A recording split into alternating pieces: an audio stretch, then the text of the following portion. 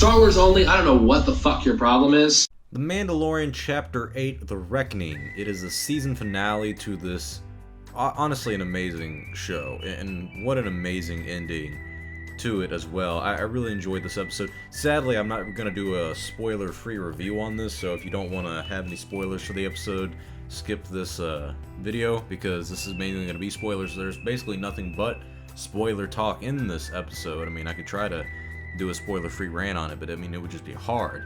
And so I really want to talk about what makes this show so great, and what makes this episode so great, and that we've already talked about it before, and I sound redundant at this point where I say there are original characters, there's original stories, and we feel like, at least in this episode specifically, you actually go on a little bit of a small adventure, even though it happens on the planet Navarro. You explore different parts of it, you know, like the sewers, and there's like a lava river that they explore. But when it comes to the characters, that's where this episode shines the most. And I'll be honest, I'm not a guy who gets emotional for a lot of shows or movies or anything. It's hard to make me tear up or cry. I teared up twice when this show happened. Both times I watched it, I teared up at the exact same scene, and that just shows how much you truly care about these characters. And of course, that scene is where the Mandalorian is burying his friend Quill. He has the rocks and everything. It's got his little helmet. I mean, that really hit home. And I think this show and this episode specifically, which was directed by Taika Waititi and written by Jon Favreau, I really like the dynamic and the storytelling that these two had for this episode. IG-11 was, of course, voiced by Taika Waititi. He makes a really interesting appearance in the beginning of this. The first scene is nice because it kind of establishes the location of where you're at and what's kind of going on. It just threw some dialogue between two scout troopers. I really enjoyed that aspect of it, even though one of them kept hitting Baby Yoda, and I would kill him with my bare hands, bring him back to life, and then kill him again, because fuck that guy. Fuck both of them, actually. They're both pieces of shit. And so I'm really glad that IG-11 did that. And that's kind of what the whole point of that scene was, to make you hate these scout troopers and be relieved when someone like IG-11 shows up. And you even got a little bit more of a character development with the Mandalorian. You got his name, which is Din Djarin. It was revealed by Moff Gideon, who was also a great villain so far. I love his villain aspect, but I like that he knows a lot too. He's one of those villains who knows a certain amount of information about our characters, and he also seems to enjoy being the villain. You can kind of see him when he's in the TIE Fighter and when he's about to take everybody out.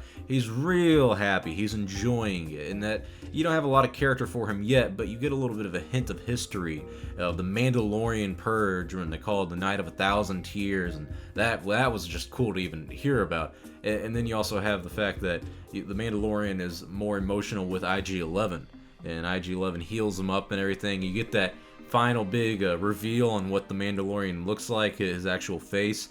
And I mean, it's Pedro Pascal, so it wasn't like a big major but it was one of those things where the mystery of what he looked like underneath the helmet was always mysterious, and it didn't even really ruin the mystery either, or take away that physique that he had, in a way where I saw the character and I was like, wow, okay, it's Pedro Pascal playing a Mandalorian. It still looks awesome. He still looks like a badass. I love it. I love everything about this episode, and I love how even the Mandalorian, or Din Djarin, if you want to start calling him that, I love how he actually got sad when IG-11 was gonna sacrifice himself, and he's like, oh, I'm not sad, and IG's like, no, I can sense it in your voice and whatnot. And even had great characters with Cara Dune and Grief Karga, them kind of teaming up at the end, and which is another one of those situations where I wish they would go with the Mandalorian on his adventure into the next season instead of staying on Navarro. But that shows, in my opinion, that you truly do care about these characters. Because for me, I'm like, I want to see you guys team up and go save the world and just go on adventures. I love seeing you all together. And my favorite part is Grief, whenever they're I think they're trying to escape or something like that. He's just like taking shots of like the alcohol from the bar, and I fucking loved it. I was like, that's awesome, bro. I love that. And also with Apollo Creed, like, why wouldn't you love that? And so I like seeing all these characters together, and it shows that you truly care about them when you're like, man, I don't want you guys to separate. I want to see you go on an adventure together. And you love the dynamic that they have with the child as well. Baby Yoda is what we all call him, because they're all very sweet to him. They kind of tickle his ear a little bit, and even IG-11 does the same thing. And it's a touching moment when Grief Karga says to take care of the child, but then he says, maybe he'll take care of you and whatnot. And then you even have the moment where the child stops the fire that's about to get all of them. That also was like one of those impactful moments. There's a lot of tension in this episode where you really don't know what's going to happen next. You don't know what the story is going to evolve into, and I really did think that the Mandalorian was going to die at that point, where they were kind of leaving him and IG-11 was going to stay behind. I truly did for a second think they were going to do it. I was kind of skeptical because I was like, bro, there's no way you're going to kill him off that soon. And then I thought maybe Cara Dune will join the Mandalorian and she'll be like the main character of season 2. That wouldn't be like too bad of an idea. Like that would be shocking, but bold storytelling. Why not? So I really did think they were going to kill him off, but I'm glad, of course, he didn't. I do like the character of the Mandalorian, and I am excited to see what happens next. And even getting some hints at the Mandalorian's past and seeing him as a child and the Mandalorian saving him, and then he goes back to the armorer lady who had a really badass fight sequence. Jesus, she like broke jaws and everything. That was really fucking cool. I loved seeing that, and I loved getting a little bit more context on the Mandalorian way and the creed that they have, where she's telling him, now you have to take care of this child. You are like the father to this child until you can bring it back to its species. And that brings up more questions on, alright, is everyone in the species that's like Yoda, that's like Yaddle, that's like this baby Yoda that we call him, are they all Force users? She says that this one's not an enemy, even though they were enemies against the Jedi Order, and sorcerers is what they called them. That stuff is really cool because when you look at the original trilogy of Star Wars, which is still the gold standard in the film industry, you have the realism of people like Han Solo and Chewbacca and the Rebels versus the Empire. That all felt more real worldish. And then you have the mystique of the Force, where it's like mythological and about the otherworldly calling in life. That was interesting, but that was more a religious kind of aspect of the real world in the Star Wars universe. I feel like the prequels and the sequels have lacked that real world feel, and the Mandalorian show so far has found that real world feel where it's not all about the Force, it's not all about the Jedi and the Sith. So when you hear the Mandalorians talking about the Jedi as sorcerers and enemies and everything, like, oh, I've seen this, but they don't talk about like, oh, well, he is one with the Force, and it gets all to that religious stuff. I like that because it makes it feel like a grounded universe and a universe that's lived in and very real, and it looks great. It looks fantastic. Season finale was great because it left you wanting more. And also, we gotta talk about that final scene. That final scene where Moff Gideon is escaping his crashed TIE fighter. I don't have a lot of jaw-dropping moments in my life when I watch shows. Normally, like Star Wars content, it's normally, I hate to say it, predictable.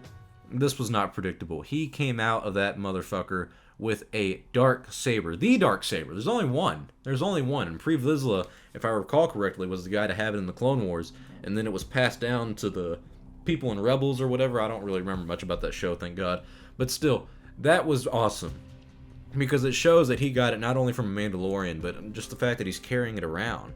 And you actually get to see it in live action. I don't think you realize how hard it is to make a dark saber. Like, you couldn't make this, there's a lot of saber communities out there where you got like lightsabers like Saber Forge and Vader sabers and everything, or Vader's Vault, and I think that's what it's called. You can't get a dark saber in real life. Want to know why?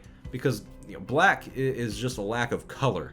You can't really make a lack of color for a lightsaber and then have a white glow around it unless you put like some black electrical tape on it or something. So the fact that they were able to pull this off in live action, of course it's not an actual saber, where it's like a stick or something and it's got a black color coming out of it. It's just CGI. It looked amazing though. And it was such an amazing reveal for a lot of, I would say, the die-hard Star Wars fans. Even if you're not a die-hard Star Wars fan and you're watching this, you're kind of a casual viewer. When you see this, you're like, whoa, is that a black lightsaber?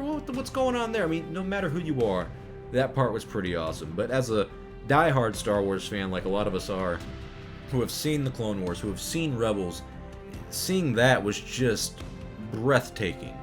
And it really makes you wonder what happened to the Mandalorians. I'm sure there are people who know. I don't know, at least. But I want to hear more about the story and the Night of 1,000 Tears. That's so badass just to talk about it. It's a story possibility you have there that explores the history of Star Wars. I just want to see how he got that saber. We're never going to see, but it'll be nice to know the backstory to it. And that's what season 2, I hope, does. And that this episode, this final episode, kind of hints at that we're going on another adventure, of course, into the next season of the Mandalorian trying to find a home for the child. And now he has to deal with this actual main villain. And we finally got introduced to our main villain of the show, who is intimidating. He is not only a great actor, but he's a great villain so far, because he's very knowledgeable, and he seems like one of those guys who just enjoys being the bad guy.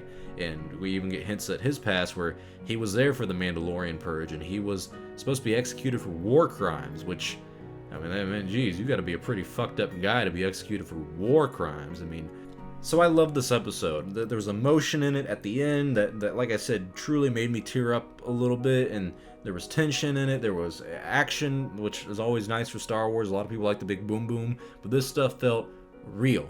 This felt like a real story. The characters are amazing. The pacing was great too, because it started off slow, establishing where everything's at and what's happening, and then it blew up into some action and it slowed down again to get some nice exposition on what's happening and what happened in the past and what could possibly happen in the future for this show. Truly a great episode. If I had to give it a score, man, I hate being redundant and saying a 10 out of 10, because I've given 2 other episodes out of this show 10 out of 10s, and that's perfect. I mean, and if anyone's been following for a long time, you know I do not think a lot of things in Star Wars are perfect. I don't think I've given any of the movies a perfect 10 out of 10 since, like, Empire. So yeah, this one, it's either a 9.5 or a 10 out of 10 for me. Let's call it a 9.75, and that's just because I feel a little bit too guilty to give it a 10 out of 10. I feel like I'm being a little bit too much of a fanboy here to give it a 10 out of 10. But I still think it was a perfect episode. I mean, I truly did enjoy this. But I'd love to hear your thoughts below. What do you think about The Mandalorian Chapter 8, The Reckoning? It is the final episode of this season, and we're going to get a Season 2 next year. That's for sure. Hope you guys enjoyed this episode. Hope you guys enjoyed this review. I'm Star Wars Only. I will see you all next time. Please leave your comments below. I'd love to hear your thoughts on this episode. May the Force be with you always.